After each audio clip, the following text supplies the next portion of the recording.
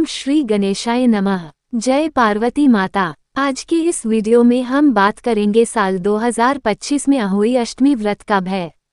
13 या 14 अक्टूबर पूजा का शुभ मुहूर्त, चंद्रोदय और तारे निकलने का समय, पूजा विधि और इस दिन क्या करें क्या ना करें, इसके बारे में विस्तार से जानेंगे। अहोई अष्टमी का व्रत हर साल कार्तिक माह के कृष्ण पक्ष की अष्टमी तिथि को रखा जाता है। इस व्रत को अहोई आठी भी कहा जाता है। यह व्रत विशेष रूप से माताओं द्वारा अपनी संतान की दीर्घायु और सुख समृद्धि के लिए किया जाता है। इस दिन अहोई माता की पूजा की जाती है और रात में तारों को देखकर व्रत का पारण किया जाता है। माना जाता है कि अहोई माता की कृपा से संतान के सभी संकट दूर हो जाते हैं और घर में सुख शांति बनी रहती है। साल 2025 में अहोई अष्टमी का व्रत सोमवार 13 अक्टूबर को रखा जाएगा। अष्टमी तिथि 13 अक्टूबर दोपहर 12:24 से प्रारंभ होगी और 14 अक्टूबर प्रातः 11:09 पर समाप्त होगी। पूजा का शुभ मुहूर्त शाम 5:53 से शाम 7:08 तक रहेगा।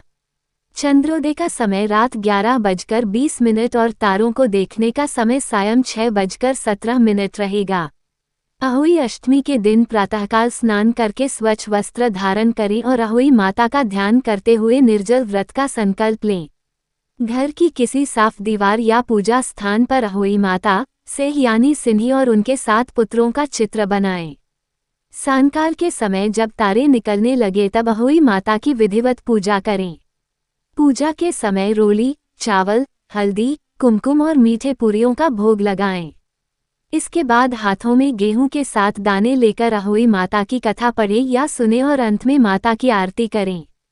रात को तारों को अर्घ्य देकर व्रत का पारण करें। पौराणिक कथा के अनुसार एक बार एक सधवा स्त्री अपने घर के कामकाज निपटाने के बाद मिट्टी खोदने जंगल गई थी। अनजाने में उसके फावड़े से किसी शिशु की मृत्यु हो गई। ये देखकर वह स्त्री बहुत दुखी हुई।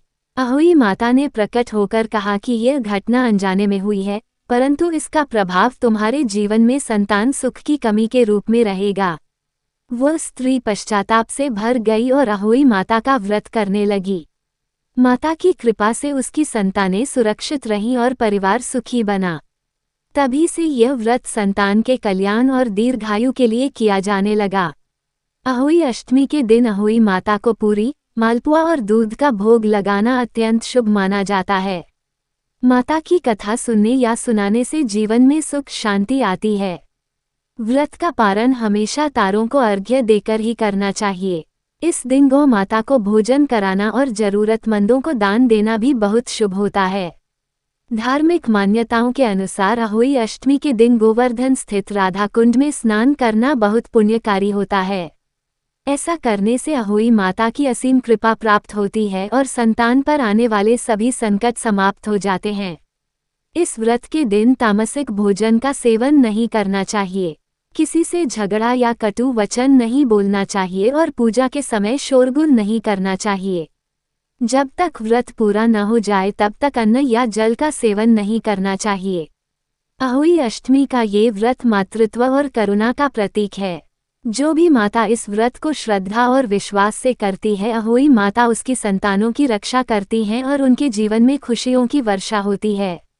जय अहोई माता। यदि आपको यह वीडियो पसंद आया हो तो इसे लाइक करें, अपने प्रियजनों के साथ शेयर करें और चैनल को सब्सक्राइब करना न भूलें।